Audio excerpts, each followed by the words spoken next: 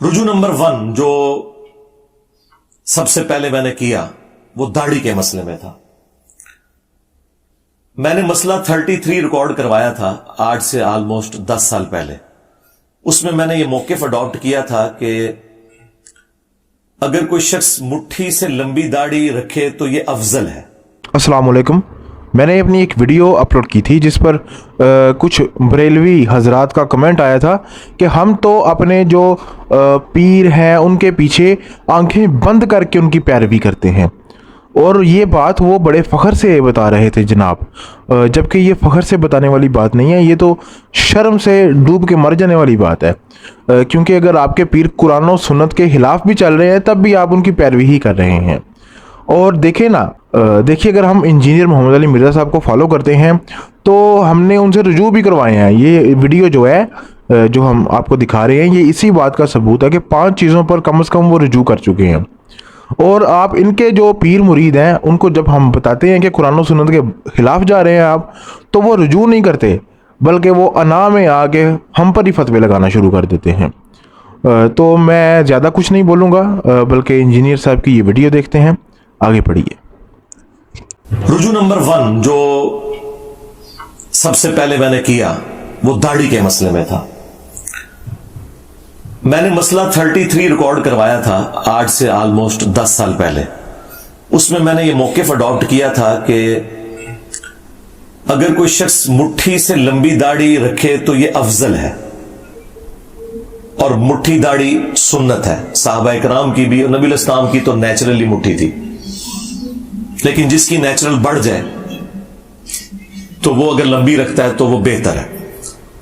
फिर अल्लाह ताला ने शरह सदर किया और मैंने इसके ऊपर अपना रुजू रिकॉर्ड करवाया कि नहीं, जो शख्स ये समझता है कि नबी इस्लाम की दाढ़ी मुट्ठी से बड़ी नहीं, नहर से, इस वजह से वो अपनी दाढ़ी मुट्ठी के बाद काटता है, जिस तरह के सहाबा इकराम काटते थे, अब्दुल्लाह इब्न उमर, अब्दुल्लाह इब्न अब्बास और हजरत अबू हुरैरा रज़ियल्लाहु अन्हुम अजमईन।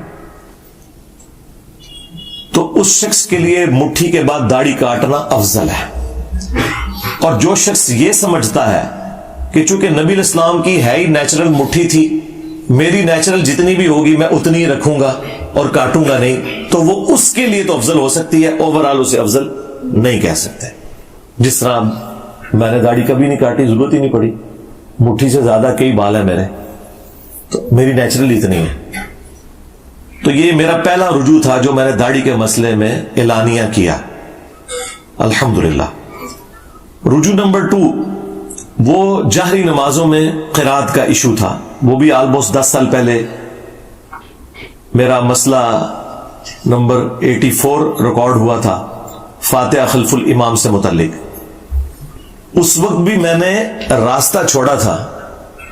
मैंने कहा था कि जो लोग ये समझते हैं ना कि जब इमाम बुलंद आवाज से क़िरात कर रहा है और पीछे मुक्तदी का सुन लेना काफी है, हम उनकी नमाज को भी गलत नहीं कहते, लेकिन हम इमाम के पीछे जहरी नमाजों में भी क़िरात करेंगे, ख्वाब वो वक्फे ना देता हो तब भी। इससे फिर मैंने रुजू किया कि नहीं, जब वो वक्फे देगा, जिस तरह मैं तो देता हूं अल्हम्दुलिल्लाह, मैं तो तीनों जहरी नमाजों में पिछले ऑलमोस्ट 7-8 साल से इमामत करवा रहा हूं, मेरे पीछे सारे पढ़ते हैं। हम तो क़ियामुल लैल में भी वक्फा देते हैं सूरह फातिहा का।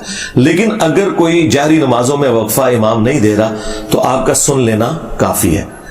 तो ये मैंने इस पे रुजू रिकॉर्ड करवाया और इस पे मेरी कई एक वीडियोस गवां है, मुझे आज बताने की जरूरत नहीं है। रुजू नंबर 3 मैंने किया था रुकू में रकत मिलने के हवाले से, कि रुकू में जो रकत मिलने का इशू है इसमें तफर्रुद है सिर्फ इमाम बुखारी रहमतुल्लाह अलैह का और चंद अहले हदीस का। अदरवाइज अहले सुन्नत के चारों आइम्मा, इमाम अबू हनीफा, इमाम शाफई, अहमद बिन हंबल, इमाम मालिक और अहले तशय्यो भी, ये सब के सब कायल है कि रुकू में रकत मिल जाती है। और उस केस में वो क़याम के अंदर जो क़िरात है वो एक्सेप्शन है, अल्लाह ताला ने मुआफी दी हुई है, लेकिन इसकी रूटीन ना बनाई जाए। इसके हवाले से मैंने दलाइल जिक्र किए हैं, वो आप मेरी वीडियो देख लें। न्यू इमाम के पीछे फातिहा का मसला, उसमें मैंने क़िरात का इशू भी डिस्कस किया और रुकू में रकत मिलने का, और ये सहाबा इकराम के फतवों की बुनियाद पे है। अब्दुल्लाह इब्न मसूद रज़ियल्लाहु ताला अन्हु के साथ एक बंदा नमाज पढ़ रहा था, तो वो रुकू में मिला और उसने सलाम फेरने के बाद अपनी एक رکعت مکمل کی تو ابن مسعود نے اسے پکڑ کے بٹھا دیا کہ بھئی تیری نماز مکمل ہو چکی ہے، رکوع میں رکعت مل جاتی ہے. یہ سنن کبریٰ البیہقی میں، المصنف ابن ابی شیبہ میں موجود ہے. یعنی کوئی ذاتی فتوے نہیں ہے کسی بڑے عالم کے یا محدث کے یا فقیہ کے، یہ صحابہ کرام کا فتویٰ ہے. تو میں نے اس پہ رجوع کیا کہ رکوع میں رکعت مل جاتی ہے.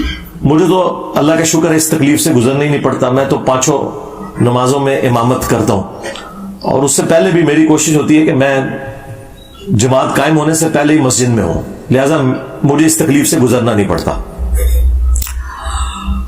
رجوع نمبر 4 میں نے کیا تھا وہ باپا جانی کے حوالے سے. اور میرے ایک دوست نے مجھے کہا جی میرے پاس ایک ویڈیو آئی ہے جس میں انہوں نے کہا کہ اگر آپ کی چپل الٹی ہو جائے، یعنی اس کا تلوا آسمان کی طرف ہو جائے، تو آپ نے وہ چپل سیدھی نہیں کرنی. تو میں بھی جناب پھر بغیر ٹکٹ کے ان کے اوپر چڑھ دوڑا، ویڈیو ریکارڈ کروا دی. وہ جب ویڈیو 4-4.5 لاکھ پہ پہنچ گئی، اور مجھے کچھ لوگوں نے بتایا کہ جناب انہوں نے تو ویڈیو میں بالکل الٹ بات کی ہوئی ہے، جو آپ کہہ رہے ہیں وہی بات انہوں نے کی ہوئی ہے. پھر میں نے تو اس دوست کے ساتھ جو تو کی وہ کی. اس کے بعد پھر میں نے نہ اس سے پہلے کوئی واقعہ ایسا رپورٹ ہوا ہے نہ اس کے بعد، جب تک میں خود دیکھ نہ لوں، پوری تسلی نہ کر لوں، میں کوئی رائے قائم نہیں کرتا. اسی لیے میں اپنا ٹویٹر اکاؤنٹ نہیں بناتا کہ بعد میں ٹویٹس جو ہیں وہ جس ملک میں ISPR کے DG کو اپنے ٹویٹس ڈیلیٹ کرنی پڑ جائیں تو باقی تو شاہی کوئی نہیں. تو مجھے کیا تکلیف ہے کہ میں ٹویٹر اکاؤنٹ بنا کے تو رجوع ریکارڈ کراتا رہوں. پہلے تھوڑے کٹے میں کھولے انہیں، ایک اور کھول لوا. اس لیے میں بڑی تسلی کے ساتھ معاملات کو دیکھ کے کوئی رائے قائم کرتا ہوں. بہرحال ان واقعات سے آپ لرن کرتے ہیں. جیسا صحابہ کرام اگر غزوہ احد میں نبی علیہ السلام کی نافرمانی کر کے 70 صحابہ شہید نہ ہوتے، حضور کے داں شہید نہ ہوتے، تو صحابہ کرام کی ٹریننگ کیسے ہونی تھی؟ کل کو رومنز اور پرشینز کے خلاف اس طرح کی حکم عدولی افورڈ ہو سکتی تھی؟ کیا صحابہ سپر پاورز کا مقابلہ کر سکتے تھے اتنے لوز ڈسپلن کے ساتھ؟ اگر وہ غزوہ احد والی غلطی کے بعد اللہ تعالیٰ نے 60 آیات میں انہیں ڈانٹ پلا کے ان کی اصلاح نہ کی ہوتی. تو ان واقعات سے آپ لرن کرتے ہیں. یہ اللہ کی ہمیشہ سنت رہی ہے. پھر میں نے اس کے اوپر وہ ویڈیو بھی ڈیلیٹ کروائی، اس پہ رجوع بھی ریکارڈ کروایا اور معذرت کی میں نے. 5واں جو میرا رجوع تھا وہ 12 ربیع الاول کے روزے سے متعلق. آلموسٹ 8 سے میں نے 11 سال پہلے ویڈیو میں کہا تھا کہ 12 ربیع الاول کا آپ روزہ اگر رکھ لیں تو یہ جائز ہے. لیکن پھر بعد میں میری توجہ اس حوالے سے دلوائی گئی کہ سوموار کا روزہ تو ثابت ہے صحیح مسلم میں، نبی علیہ السلام کی پیدائش کی خوشی میں اور قرآن کے نزول کی خوشی میں، لیکن 12 ربیع الاول کا روزہ کہیں پہ رپورٹ نہیں ہوا. تو میں نے اس پہ پھر اپنا رجوع ریکارڈ کروایا تھا کہ 12 ربیع الاول کا روزہ آپ نہیں رکھیں گے. آپ نے میلاد کی خوشی منانی ہے تو صحیح مسلم میں جو آیا فیہ ولدت وفیہ انزل علیہ، اسی دن میں پیدا ہوا اور اسی دن مجھ پہ پہلی وحی نازل ہوئی، آپ پیر کا ہی روزہ رکھیں گے، 12 ربیع الاول کا روزہ نہ رکھیں.